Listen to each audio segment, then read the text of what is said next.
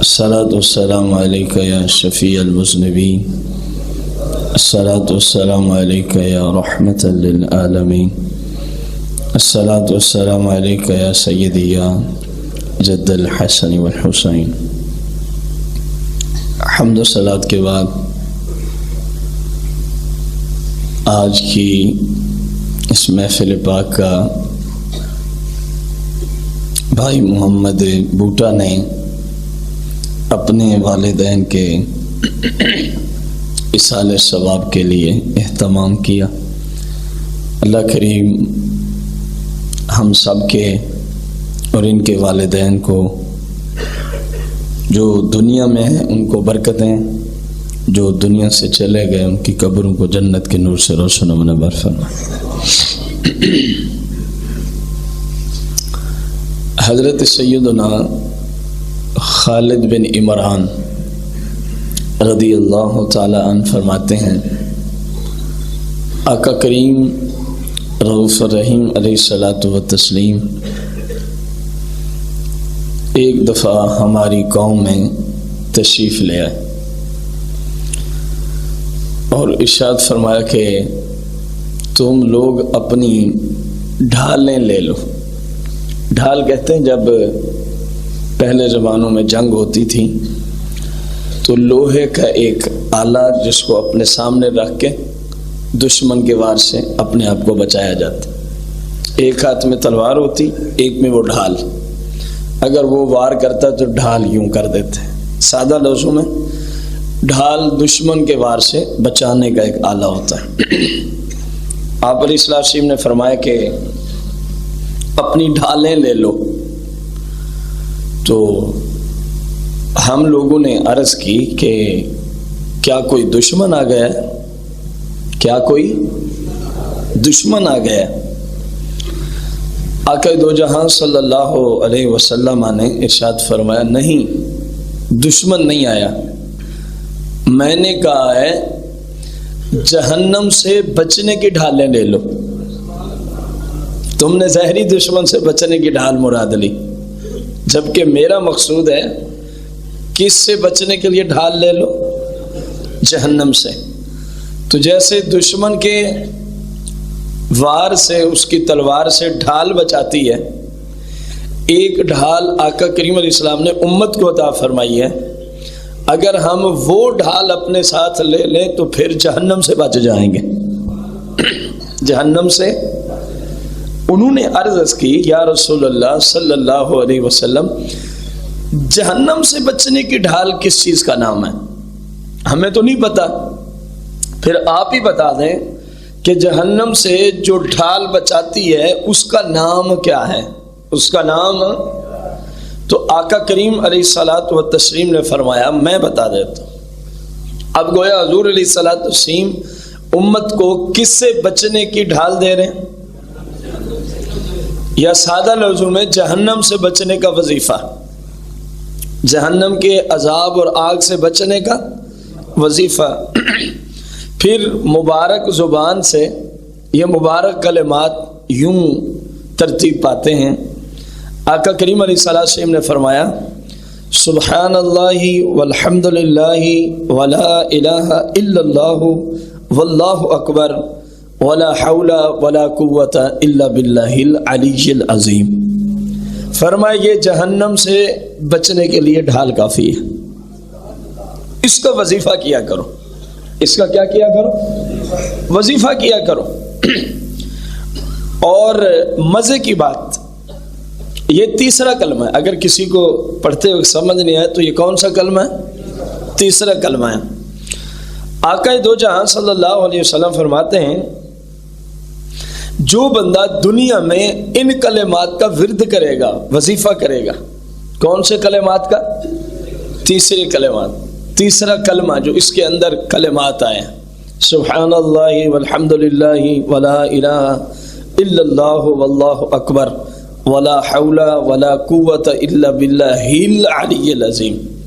یہاں کافی بھائی خطا کرتے ہیں، الا باللہ العلی العظیم پڑھ جاتے ہیں۔ قانون یہ ہوتا ہے کہ پیچھے جو لفظ اللہ اس میں جلالت ہے نا، اسی سے العلیش العظیم سے پیچھے لفظ اللہ آ رہا ہے، الا باللہ، تو جو اللہ کے ہاں پر جو بھی اعراب ہوگا، زبر ہے، زیر ہے، پیش ہے، العلیش پہ بھی وہی ہوگا، العظیم پہ بھی، کیونکہ یہ لفظ اللہ اسم جلالت کی صفات ہیں، اس غرض سے اس کلمے کی بات ہو رہی ہے، ہر جگہ یہ قانون نہیں ہے۔ تو الا باللہ العلی یل عظیم پڑھنا ہے یہاں پہ تیسرے کلمہ میں۔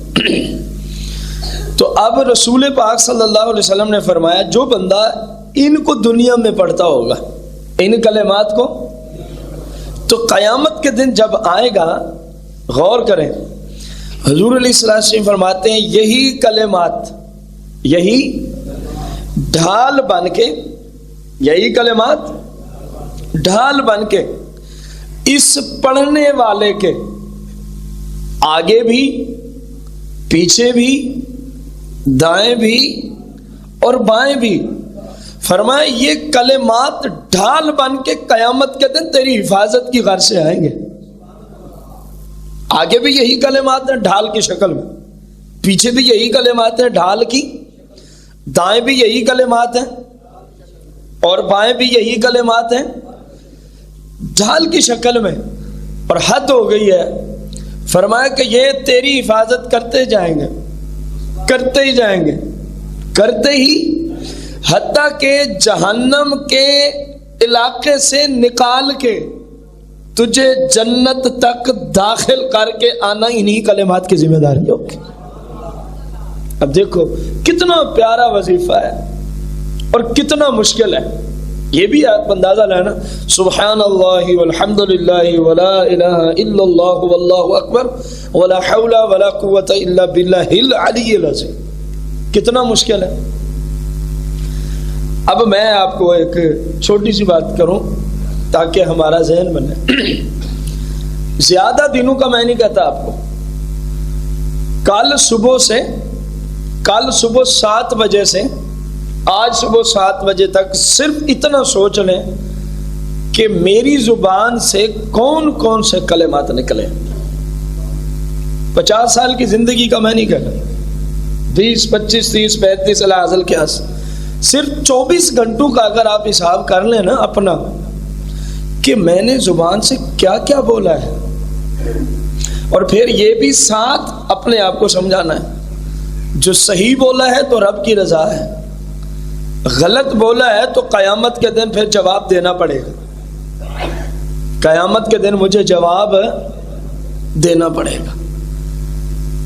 اور زمین کہ جس حصے پہ بھی آپ نے، میں نے، کسی نے کوئی غلط کام کیا، یہ یاد رکھیں وہ پھر چھوڑے گی نہیں، زمین خود قیامت کے دن، قرآن پاک میں ہے وغیرہ، یومئذ تحدث اخبارہا، جس جگہ اس زمین پہ کسی نے کوئی غلط کام کیا ہوگا وہ زمین کا ٹکڑا قیامت کے دن اس بندے کے خلاف گواہی دے گا، مالک اس سے پوچھ اس نے میرے اس حصے پہ کھڑے ہو کے یہ غلط کام کیا تھا۔ جب ہم یوں اپنے آپ کا احتساب کریں گے، غور و فکر کریں گے، جتنا وقت میں غلط کلمات نکلیں، میں اس سے کتنا اور اچھا انداز ہو سکتا ہے ذہن دینے، جتنے وقت میں کیا نکلیں، غلط کلمات نکلیں، برے الفاظ زبان سے صادر ہوئے، بس اسی ٹائم میں آپ تیسرے کلمے کو شامل کر لیں تو پتہ نہیں کتنے 100 مرتبہ آپ 24 گھنٹے میں پڑھ سکتے ہیں۔ ان کا جواب دینا پڑے گا، اللہ ناراض، گناہ، اللہ کا حبیب ناراض، شریعت کی مخالفت، قبر و آخرت کی تباہی کا سبب، اور ان کی وجہ سے کیا ہوگا، اللہ کریم راضی ہوگا۔ دیکھو نا، سبحان اللہ، بندے نے کہا میرا رب پاک ہے، والحمدللہ، بندے نے کہا ساری تعریفیں ہیں ہی اللہ کے لیے، ولا الہ الا اللہ، بندے نے کہا اللہ کے سوا عبادت کے لائق ہے ہی کوئی نہیں، واللہ اکبر، بندے نے گواہی دی اللہ سب سے بڑا ہے، ولا حول ولا قوت، بندے نے گواہی دی میں اپنی جرت سے نہ تو نیکی کرنے کی قوت رکھتا ہوں نہ گناہ سے بچنے کی، تو یہ سب کچھ کیسے ہوتا ہے؟ صبح سویرے نماز کیسے پڑھی گئی؟ بندے نے گواہی دی الا باللہ العلی العظیم، اس بلند و بالا ذات اللہ کا فضل ہے کہ میں نیکیاں کر رہا ہوں، گناہوں سے بچ رہا ہوں۔ اتنی بڑی گواہیاں دے رہا ہے۔ میں یہ سمجھتا ہوں اپنا ناقص علم کے اعتبار سے کہ تسبیح و تحلیل و تمجید و تمحید کے لیے جتنی احادیث آئی ہیں ان کی فضیلت کے لیے، یعنی سبحان اللہ کی فضیلت، الحمدللہ کی فضیلت، اللہ اکبر کی فضیلت، لا الہ الا اللہ واللہ اکبر کی فضیلت، لا حول ولا قوت الا باللہ کی فضیلت، یہ سینکڑوں احادیث ہیں۔ اور جو بندہ اللہ کے فضل سے صرف تیسرا کلمہ کیا پڑھ لیں، تیسرا کلمہ ان سینکڑوں احادیث کی فضیلت پا لیتا ہے۔ ذرا سوچئے گا، اپنا احتساب کریں کہ یار میں اپنی زبان سے کس کس ٹائم میں کیا کیا نکالتا ہوں، اور اگر میں اسی ٹائم میں اللہ کا ذکر کروں، درود شریف پڑھوں، کوئی قرآن کی آیات کا تلاوت کر لوں، کچھ بھی نہیں آتا، سورہ اخلاص تو آتی ہے نا۔ ابھی جمعرات کو آپ نے فضیلت سنی ہے، صرف 2 حدیثیں تھیں، سینکڑوں حدیث قرآن مقدس کی تلاوت کے باب میں موجود۔ تو آپ اسی کو پڑھتے رہیں، اپنی زبان پر کنٹرول کریں۔ جہاں حضور علیہ الصلوۃ والسلام نے فرمایا تھا نا مجھے فلاں فلاں فلاں چیز کی حفاظت کی ضمانت تم دے دو تو ادمن لہ الجنہ، جنت کے میں ضمانت دیتا ہوں، وہاں حضور نے اپنی زبان مبارک کی طرف اشارہ فرماتے ہوئے فرمایا جو اپنی زبان کی حفاظت کی ذمہ داری دے میں اس کے لیے جنت کی حفاظت، جنت کے جانے کے ضامن بنتا ہوں۔ زبان کی حفاظت کیا ہے؟ کڑوی میٹھی چیزیں نہ کھائی ہیں، نہیں، اس زبان سے کوئی خلاف شرع جملہ کلمات نہ بولے جائیں، یہ زبان کی حفاظت۔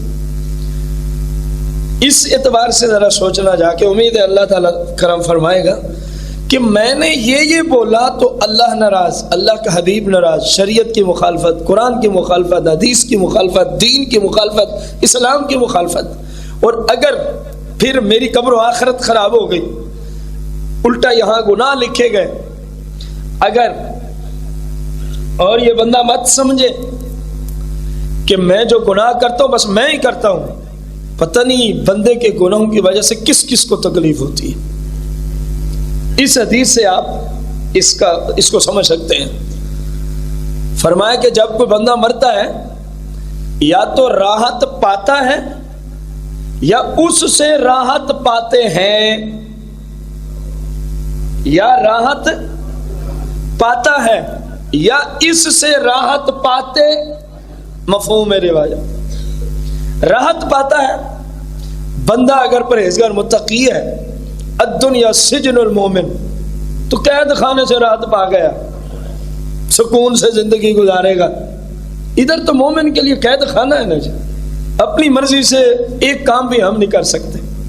تو قید خانہ یہی ہوتا ہے نا، کسی کی طرف سے قیودات ہوں، اللہ رسول کی طرف سے قیودات ہیں، تو فرمایا وہ راحت پا جاتا ہے، ہر مصیبت سے اس کی جان چھوٹ گئی، اب جنت کو جا پہنچا۔ اس لیے نیک بندوں کے وصال کے دن کو عرس کہا جاتا ہے، خوشی کا دن، خوشی کا۔ تو آج وہ اللہ کی بارگاہ سے خوش ہیں، اور پھر جہاں چاہتے ہیں چلے بھی جاتے ہیں۔ جو قبر میں رہتے ہوئے جنت کو جا رہا ہے، مکہ مدینہ اس سے زیادہ دور تو نہیں ہوتا پھر۔ اور یہ حدیثیں ہیں کہ مومن بندہ جنت کو چلا جاتا ہے قبر میں رہتے ہوئے، اور یہ حدیثیں ہیں جہاں چاہے اللہ توفیق دیتا ہے چلا جاتا ہے۔ تو اب تڑپتے ہیں آپ کعبے کو دیکھنے کے لیے، مدینہ شریف کو دیکھنے کے لیے، اور چلے بھی جائیں تو کتنی مشکلات کا سامنا، کتنے گھنٹے کا سفر، کتنے پیسے، اور اس وقت کیا ہے، ایسے سوچیں کہ مکہ شریف آ جائے۔ اللہ اتنی پاور دیتا ہے۔ مومن بندے کی بات ہو رہی ہے، جملے سن رہے ہیں آپ؟ مومن وہ ہے جو رسول پاک کا غلام ہو، مومن کی قبر میں اس کی یہ پاور اور طاقت ہے، چاہے مکے چلا جائے، چاہے مدینے چلا جائے، چاہے عراق شریف چلا جائے۔ سمجھ آ رہی ہے نہیں آ رہی؟ بغداد شریف چلا جائے، جب ان کے غلاموں کا یہ حال ہے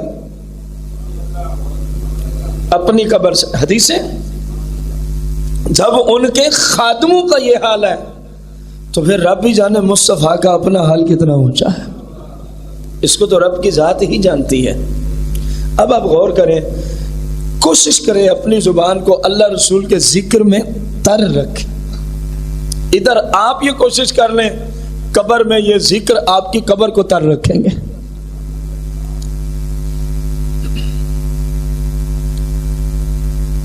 رسول اکرم نور مجسم صلی اللہ علیہ وسلم فرماتے ہیں اگر تو یہ پڑھ لے گا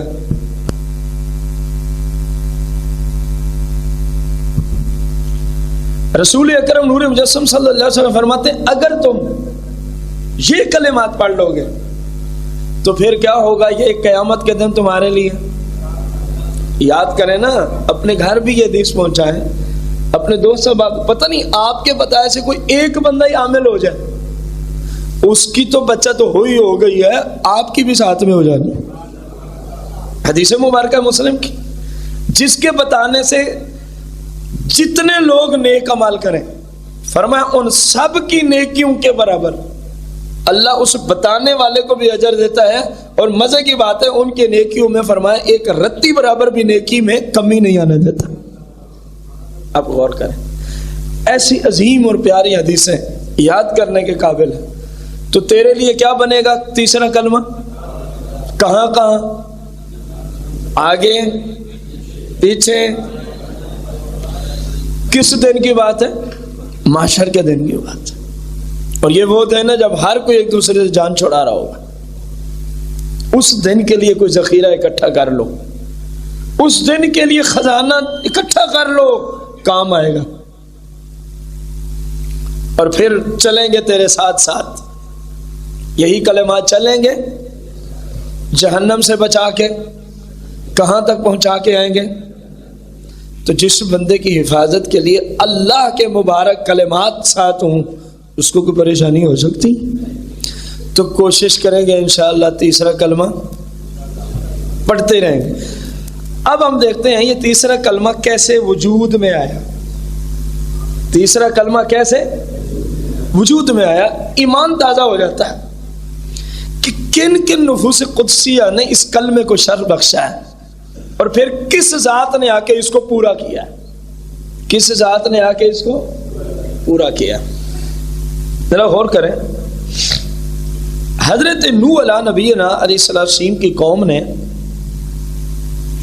سب سے پہلے بتوں کو پوجنا شروع کیا، بتوں کو، کہ بت ہمارے خدا ہیں، استغفر اللہ العظیم، حالانکہ اللہ وحدہ ہو، اللہ کا نہ کوئی شریک کبھی تھا، نہ ہے، نہ کبھی ہو، کسی صورت بھی نہیں۔ جو ممکن بھی جانے وہ بھی کافر، جو کہے نا کہ ممکن ہے شاید کبھی اللہ کا کوئی شریک ہو جائے، وہ بھی بے ایمان مردود ہے، مشرک ہے، کافر ہے۔ اللہ وحدہ ہو، بتوں کی پوجا انہوں نے شروع کی، تو اللہ تبارک و تعالی نے بذریعہ وحی اپنے پاک پیغمبر نوح علیہ السلام کو فرمایا کہ جو آپ کے ہیں، تیسرے کلمہ کیسے بنا، ذرا جملہ غور سے سنیں، اے پیارے پیغمبر جو آپ کے ہیں، آپ ان کو یہ وظیفہ دے دیں، آپ ان کو یہ کون سا وظیفہ ملا تھا؟ لا الہ الا اللہ، بس تیسرا کلمہ نہیں ملا۔ تیسرا کلمہ کیسے بنا، ہم تو اس کے بیک گراؤنڈ میں گئے، کیسے مہارت وجود میں آیا؟ تو نوح علیہ السلام کی قوم اور آپ کو کون سا وظیفہ ملا، ذرا پڑھ لیں، لا الہ، اور جب بھی یہ پڑھا جائے تو اسی طرح ہی پڑھا جائے، لا الہ الا اللہ۔ یہ جو گھروں میں کہتے ہیں نا بچوں کو، بیٹا پڑھو لا الہ، لا، وہی بتائیں جو بچوں کو بتایا جاتا ہے، لا الہ، لا الہ، بچوں کو یہ بتایا جاتا ہے، اچھا نہیں بتایا جاتا اتنا؟ کوئی شرم نہ کریں، ہم دین سیکھ رہے ہیں یار۔ اگر میں غلطی کر رہا ہوں آپ بتائیں، نہیں جی معاشرے میں کوئی بھی اس طرح نہیں بتاتا، میں فوراً ہی کہتا ہوں جی مجھ سے غلطی ہو گئی، کہتے ہیں لا الہ، بیٹا پڑھو لا، اس کا مطلب پتہ ہے کیا ہے؟ کوئی خدا ہے ہی نہیں، یہ کلمہ کفر ہے، اللہ کے وجود کا انکار ہے۔ جب بھی بتائیں تو یوں بتائیں لا الہ الا اللہ۔ لا الہ کا معنی کوئی خدا نہیں ہے، الا اللہ، ہاں اللہ ہے۔ الا اللہ کہیں گے تو معنی پورا بنے گا۔ پہلے نفی ہے، بعد میں اس بات۔ تو بچوں کو اپنے گھر لازمی یہ تلقین کریں، بچوں کو لا الہ نہیں کہنا بلکہ وظیفہ مل گیا۔ اللہ کے پاک پیغمبر نوح علیہ السلام نے شروع کیا، جو آپ کے تھے جنتی گروہ۔ نبی کے صحابہ سارے کیا ہوتے ہیں؟ جنتی گروہ کو وظیفہ ملا کس کی طرف سے؟ اللہ جل شانہ۔ کیا ملا؟ وظیفہ شروع ہو گیا، چلتا رہا چلتا رہا چلتا رہا۔ اللہ کریم اس وظیفے کی برکت سے قوم نوح جو پڑھتے رہے، جو نوح علیہ السلام کے تھے، ان سے راضی ہو گیا۔ ان سے کیا ہو گیا؟ جب فرشتوں نے دیکھا مالک اس کی وجہ سے تو اپنے پیغمبر کی قوم سے جنہوں نے وظیفہ کیا راضی ہو گیا ہے، تو مالک یہ تیرا مبارک دیا ہوا وظیفہ کتنا ہی اعلیٰ ہے، اجازت ہو تو ہم بھی شروع کر دیں۔ فرشتے جن کا کام ہی ہر وقت تسبیح و تہلیل ہے، جن کا کام ہی ہر وقت، فرشتوں نے شروع کر دیا۔ انہوں نے کیسے شروع کیا؟ غور کریں۔ انہوں نے وظیفہ یوں شروع کیا، سبحان اللہ والحمد للہ ولا الہ الا اللہ۔ لا الہ الا اللہ قوم نوح علیہ السلام کی طرف، سبحان اللہ والحمد للہ اضافہ کنہوں نے کیا؟ فرشتوں نے۔ سیکھ رہے ہیں تیسرا کلمہ کیسے ہوا، مہاراج وجود میں ہے۔ فرشتوں نے وظیفے کے طور پہ پڑھتے رہے۔ کون؟ جو نہ کھاتے ہیں نہ پیتے ہیں نہ سوتے ہیں نہ تھکتے ہیں۔ سبحان اللہ والحمد للہ ولا الہ الا اللہ، سبحان اللہ والحمد للہ ولا الہ الا اللہ، فرشتے پڑھ رہے ہیں۔ بیست ہو گئی جناب ابراہیم خلیل اللہ علیہ الصلوۃ والتسلیم کی۔ اللہ کے پاک پہ اولو العزم رسول ہیں اور حضور پاک صلی اللہ علیہ وسلم کے جد امجد ہیں۔ ابراہیم علیہ الصلوۃ والتسلیم تشریف لائے، اللہ کریم نے حکم دیا بیٹے کو ذبح کیجیے، بیٹے کو ذبح کیجیے۔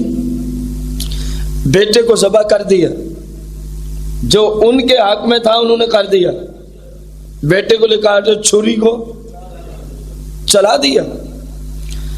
اللہ نے فضل فرمایا، ایک اسماعیل کے صدقے قیامت تک لوگوں کے بچے بچائے، ورنہ آج ہمیں بھی دینے پڑتے۔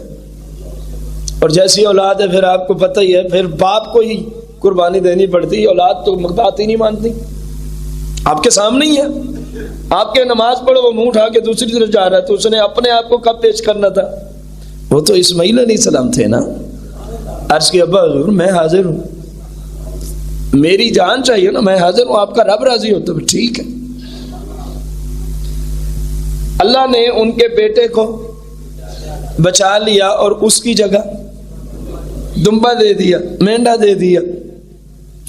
جب ابراہیم علیہ السلام ذبح کر چکے تو دیکھا تو بچہ اب کا بیٹا کھڑا ہے اور مینڈا ذبح ہو چکا ہے، تو خوشی کے اندر کا اللہ اکبر، خوشی کے اندر نعرہ لگایا اللہ اکبر، سبحان اللہ والحمد للہ ولا الہ الا اللہ، یہاں تک پہنچ گیا کلمہ۔ جناب ابراہیم علیہ السلام نے واللہ اکبر کا اضافہ دیا، خوشی سے اللہ اکبر کہا۔ تو جب آپ نے یہ وظیفہ شروع کیا نا تو فرشتوں نے کہا مالک یہ جملہ بھی بڑا خوبصورت ہے۔ انہوں نے سبحان اللہ والحمد للہ ولا الہ الا اللہ تک تو پہنچ چکے تھے، اب واللہ اکبر بھی ساتھ شروع کر دیا۔ اب فرشتوں نے یہ وظیفہ شروع کیا ہوا تھا، سبحان اللہ والحمد للہ ولا الہ الا اللہ واللہ اکبر، چلتا رہا۔ پھر جب جبریل علیہ السلام حضور صلی اللہ علیہ وسلم کی بارگاہ اقدس میں آئے نا، ایک دن کی بات ہے، اور عرض کرنے لگے سبحان اللہ والحمد للہ ولا الہ الا اللہ واللہ اکبر، یہ کیسے کیسے بنا؟ یہ ساری ساری صورتحال حضور کی بارگاہ میں پیش کر رہے تھے کہ سب سے پہلے لا الہ الا اللہ شروع ہوا قوم میں، بھول تو نہیں گئے نا؟ اللہ نے وظیفہ بھیجا، فرشتوں کو پسند آیا تو انہوں نے 2 جملے ساتھ ملا لیے، سبحان اللہ والحمد للہ ولا الہ الا اللہ۔ تو جب یہ چلتا رہا تو اسماعیل علیہ السلام جب بچے، اللہ نے انہیں بچا لیا اور ان کی جگہ مینڈا دمبا ذبح ہو گیا، تو اللہ کے پاک پیغمبر ابراہیم علیہ السلام نے خوشی کے مارے کیا نعرہ لگایا؟ اللہ اکبر۔ تو فرشتوں نے اس کو ساتھ ملا لیا، یا رسول اللہ یہاں تک ایسے بنا ہے، یہاں تک ایسے بنا ہے، قربان جو پھر آقا کریم تو آقا کریم ہے نا، آپ جیسا تو کوئی پیغمبر ہی نہیں آیا نا جی۔ جب آقا کریم نے یہ سنا نا جی یا رسول اللہ یہ یہاں تک ایسے آیا، یہاں تک ایسے آیا، تو آقا دو جہاں صلی اللہ علیہ وسلم نے آگے پھر جملے ملا دیے، ولا حول ولا قوت الا باللہ العلی العظیم، ولا حول ولا قوت الا باللہ العلی العظیم۔ جب سرکار نے اتنے جملے فرمائے تو جبریل نے عرض کی، اور آپ کو پتہ ہے کہ جبریل اللہ کی طرف سے ہی حکم لاتا ہے، اپنی طرف سے نہ وہ آتا ہے نہ کچھ کہتا ہے، نہ وہ آتا ہے نہ کچھ کہتا ہے۔ حضور کی بارگاہ میں جبریل آتا ہے تو اللہ کریم کے حکم سے آتا ہے، آپ اندازہ لگائیں، فوراً عرض کرتے ہیں یا رسول اللہ صلی اللہ علیہ وسلم کتنی اچھی بات ہے، آپ نے جو کلمے دیے ہیں نا ان کو پچھلوں کے ساتھ جوڑ لیا جائے، ان کو پچھلوں کے ساتھ جوڑ دیا جائے اور پھر یوں وظیفہ بن جائے، سبحان اللہ والحمد للہ ولا الہ الا اللہ واللہ اکبر ولا حول ولا قوت الا باللہ العلی العظیم۔ سرکار نے فرمایا ٹھیک ہے، تو یوں تیسرا کلمہ بن گیا، یوں تیسرا۔ آپ اندازہ لگائیں گے کہ تیسرے کلمے کی فضیلت کے بارے میں بندہ کچھ اور نہ بھی جانتا سمجھتا ہو تو یہ جس انداز سے بنا ہے یہی کوئی کم فضیلت ہے؟ آپ اندازہ لگائیں، جو اس کی فضیلت کو سمجھ چکا وہ کبھی بھی غفلت کا شکار نہیں ہوگا، وہ ان کلمات کا ورد ضرور کرے گا اللہ کی توفیق سے۔ جس کو اس کی فضیلت سمجھ آ گئی، جس کو اس کی فضیلت سمجھ آ گئی، ذرا غور کریں، آقا کریم رؤوف الرحیم علیہ الصلوۃ والتسلیم نے کتنی ہی پیاری بات کی ہے، جو اگلی بات ہے ایمان تازہ ہو جاتا ہے۔ ایک دن حضور نبی کریم صلی اللہ علیہ وآلہ وسلم اپنے غلاموں کو فرما رہے ہیں صدقہ کرو۔ کیا فرما رہے ہیں؟ آپ صلی اللہ علیہ وسلم وقتاً فوقتاً اسلام کے لیے ترغیب عطا فرمایا کرتے تھے، جس کو ہمارے عرف میں کہا جاتا ہے دین کے لیے چندہ کرنا، دین کے لیے۔ تو کون کر رہے ہیں؟ آپ فرما رہے ہیں کہ صدقہ کرو، آپ فرما رہے ہیں۔ میں چندے کی نسبت آپ کی طرف کرنا نہیں چاہتا، ہمارے ہاں کیونکہ بعض لوگوں کو یہ لفظ سمجھ نہیں آیا کہ اس کا مطلب کتنا عظیم ہے، اس لیے آپ ترغیب دے رہے ہیں اسلام کی راہ پہ مال۔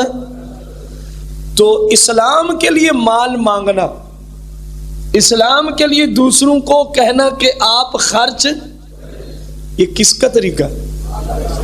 اونچی بولیں، بعض لوگوں کو شرم آتی ہے، ہم کیوں جائیں؟ اس وقت شرم آنی چاہیے جب اپنی ذات کے لیے بندہ مانگے کہ یار مجھے 10 روپے دینا، اب واقعی شرم سے ڈوب مرنا چاہیے۔ اور اگر بات ہو نا اللہ کے گھر کی، مدرسہ بن رہا ہے، مسجد بن رہی ہے، کوئی مسافر خانہ بن رہا ہے جہاں مسافر آ کے بیٹھیں گے سائے کی صورت میں، قبرستان بن رہا ہے، سمجھ آ رہی ہے؟ جو اللہ کے کام ہے۔ اگر بات ہو نا کسی بیوہ کی ہیلپ کی، بات ہو کسی یتیم مسکین فقیر غریب کی ہیلپ کی، تو اب دوسروں سے مانگنے میں شرمانا نہیں چاہیے، بڑھ چڑھ کے مانگے اس نیت سے میرے آقا کریم کا طریقہ ہے، میرے آقا کریم کا طریقہ ہے۔ اور اگلوں کو بھی سوچنا چاہیے کہ یہ اپنی ذات کے لیے، یہ حضور علیہ السلام کے طریقے پہ عمل کر رہا ہے۔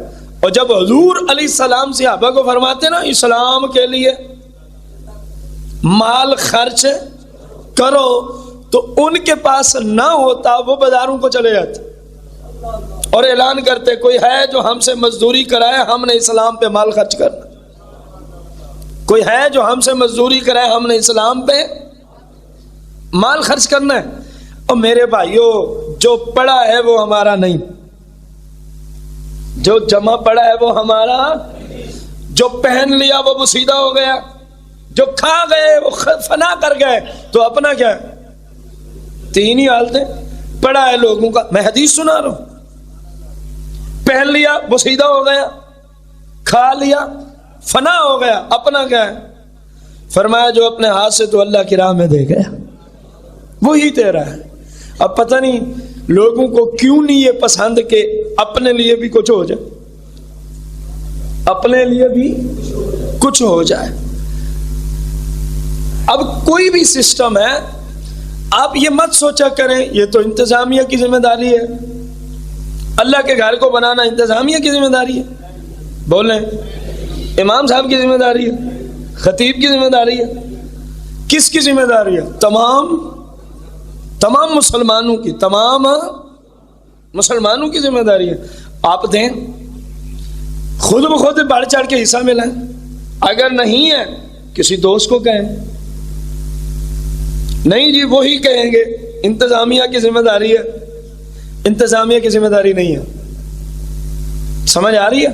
انتظامیہ کی ذمہ داری یہ ہے کہ وہ بھی آپ کی طرح کوشش کریں، امام کی ذمہ داری یہ ہے وہ بھی آپ کی طرح کوشش کریں، اور جو ان تک مال آ جائے اس کو امانت سمجھ کے جس مقصد کے لیے ہے وہیں خرچ کریں۔ یہ سب سے بڑی ذمہ داری ہوتی ہے انتظامیہ کی، جس مقصد کے لیے آیا، مثلا مسجد کی تعمیر کے لیے آیا تو مسجد کی تعمیر پہ لگے، سمجھ آ رہی ہے؟ دے سکتے ہیں ٹھیک ہے، ورنہ کسی کو کہیں، تو مل جل کے دین کی خدمت کرنی ہے، مل جل کے، جو سرکار علیہ السلام فرما رہے ہیں اسلام پہ، اب سے روایت شروع کر رہے ہیں، وہ تو ایک ذہن دینا تھا کہ کہیں بھی دین کا کام ہے، یہ نہیں ہے کہ باہر مسجد بن رہی ہے، اگر کسی کو یہی بھی سمجھ آئے تو یہ میری کون سی ذاتی ہے، سیدھی سی بات ہے، اگرچہ میں نے اس لیے جملہ بولا آپ کی زندگی میں کہیں بھی دین کا کام صحیح العقیدہ لوگ کر رہے ہوں، اب آپ کہیں گے قادیانی بھی تو ہیں، فلاں بھی تو ہیں، مسلمان کی بات کر رہے ہیں۔ اب غور کریں، جہاں کہیں بھی کام ہو رہا ہے ان کے ساتھ مل جائیں، ان کے، یہ مت سوچے ان کی ذمہ داری ہے، آپ کہ میں اپنی قبر و آخرت کے لیے حصہ ملا رہا ہوں، اپنی قبر و آخرت کے لیے حصہ ملا رہا ہوں۔ تو رسول اکرم نور مجسم صلی اللہ علیہ وسلم صحابہ کو درس دے رہے ہیں اسلام پہ اپنے مال خرچ کرو۔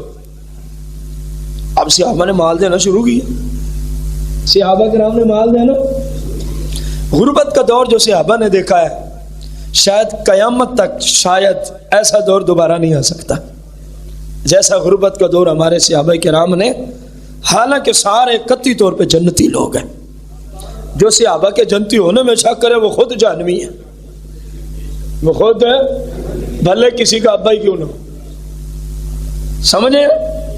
جو صحابہ کے بارے میں گستاخی کرے وہ کوئی کا کوئی ہو، وہ جہنم کی کتوں میں سے ایک کتا ہے، وہ انسان بھی نہیں، کیونکہ حضور کے شاگردوں کا گستاخ ہے، آقا کریم کا نوکروں کا، بولے تو صحیح، کوئی غلط جملہ بول رہا ہوں، حدیثیں، حضور کے خادموں کا، حضور کے در دولت پہ پلنے والوں کا، بولیں گے تو میں نے کچھ اور بھی بولنا، حضور کے نوکروں کا، حضور کے غلاموں کا، حضور علیہ السلام کے شاگردوں کا، حضور علیہ السلام کے در دولت پہ پلنے والوں کا، وہ جہنمی جو آپ کے شاگردوں، غلاموں، خادموں، نوکروں کا گستاخ ہے وہ، اور جو خود آقا کا گستاخ ہے، یہی بتانا تھا۔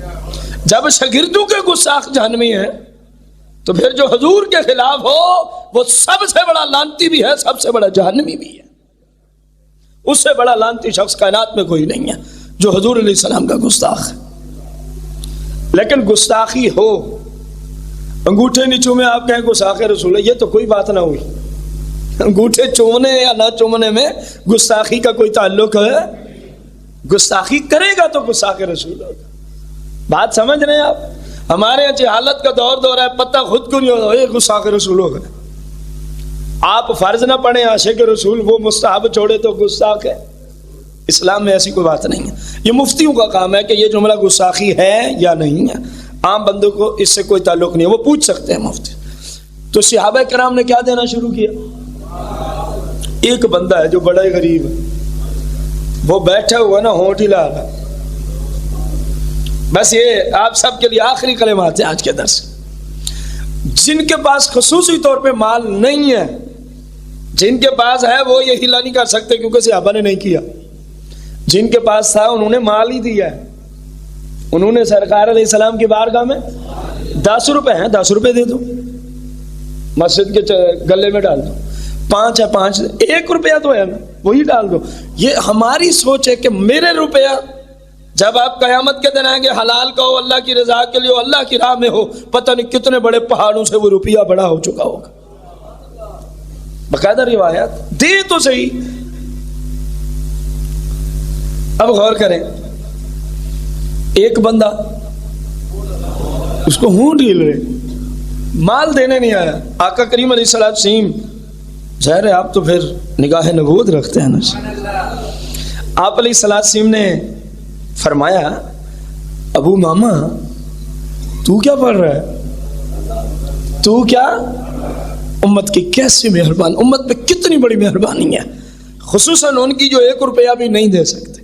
ہمارے زمانے میں ایسا غریب ہے تو کوئی نہیں، پھر بھی حضور نے حد کی ہے. فرمایا کیا پڑھ رہے ہو؟ عرض کی یا رسول اللہ صلی اللہ علیہ وسلم آپ نے آرڈر دیا ہے نا اللہ کی راہ میں مال.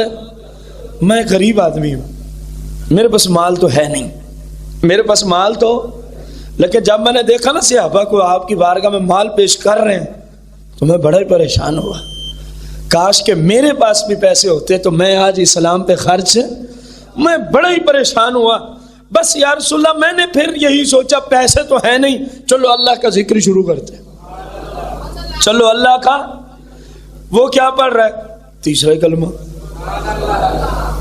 شروع ہے، سبحان اللہ والحمد للہ، سبحان اللہ والحمد للہ ولا الہ الا اللہ واللہ اکبر، سبحان اللہ والحمد للہ پڑھ ہی جا رہا ہے. 3 کلمے کا ابتدائی جملہ. تو میرے آقا کریم علیہ السلام نے سن کے تاریخی فتویٰ دیا اپنی امت کے غریبوں کو سہارا دیتے ہوئے. فرمایا او میرے غلام، یہ جو تو اللہ کا ذکر کر رہا ہے نا، تیرے لیے 1 کلو سونا اللہ کی راہ میں دینے سے بھی ان کا زیادہ اجر و ثواب پہنچ رہا ہے. 1 کلو سونا تقریباً کوئی 86 تولے بنتے ہیں. کتنے؟ اور 1 تولے کی قیمت آپ کو پتہ ہی ہے.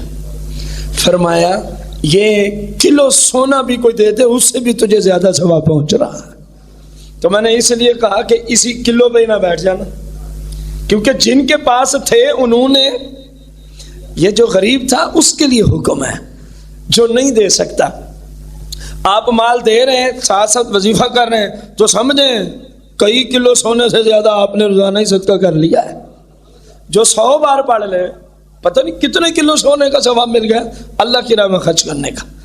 یہ تو مالک ہی جانتا ہے، مالک کے نام ہے. جتنی وسعت اونچی ہے نا اتنا ان کلمات کے پڑھنے پہ اجر و ثواب بھی اتنا ہی زیادہ ہے. کوشش کریں اپنی زبان کو لغویات سے بچائیں، ہر اس کلمے سے بچائیں جو شریعت کے، اور اس کی جگہ 3 کلمہ اور درود پاک. 3 کلمہ، اس میں پہلا کلمہ بھی آ گیا سوائے ایک حصہ کے. اس میں بہت ساری حدیثوں پہ عمل ہو گیا. کوئی کلمہ اللہ رسول کے ذکر کا پڑھ لیں لیکن زبان کو لغویات سے، خدا را اپنے حال پہ رحم کریں. ایک لفظ کا کل قیامت کے دن جواب دینا پڑے گا. تو آج ہی بندہ کوشش کر لے، آج وقت ہے، آج ہے وقت ہے. آقا کریم علیہ السلام کی ایک جملہ آپ کے لیے کہ شاید کسی کو یوں کسی کی اصلاح ہو جائے. ہم نے رات ہی، میں نے بھی رات ہی وہ جملہ پڑھا ہے. پہلے مجھے بھی اس کا علم نہیں تھا، میں نے بھی رات ہی کلاس میں حدیث پڑھائی ہے، اس کے اندر کلمات پڑھے ہیں، میں نے بچوں کو پڑھایا. حضور علیہ السلام فرما رہے ہیں، جملے غور سے سننے، بڑے مختصر لیکن بڑے گہرے جملے۔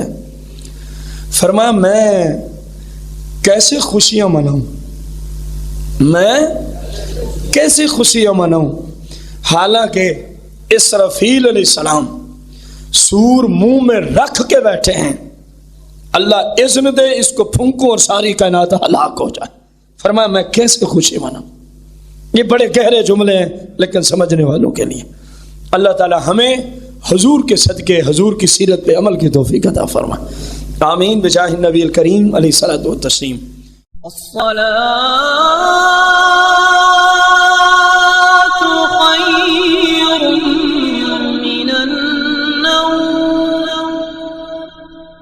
الصلاة